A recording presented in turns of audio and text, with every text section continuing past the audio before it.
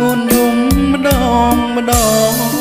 តែមានលោកក្បែរពុក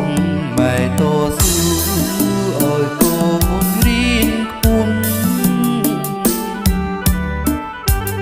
ការងារគេទៅយំដូចឯងដូចគេរវល់ការងារពេញគិតពុកម៉ែរាប់ឆ្នាំរាប់ខែទើបឆ្លៀតទៅម្ដងមិនបានបងវិញតែតងសងគុណពុកម៉ែឈឺធ្ងន់នឹកកូនកូនឡ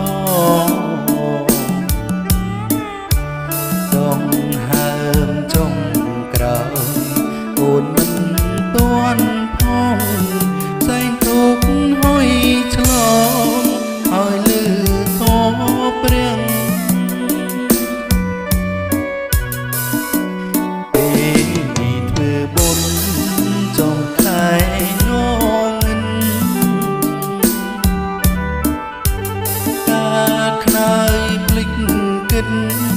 កូនស្ដាយក្រោយណាស់ពេលនេះ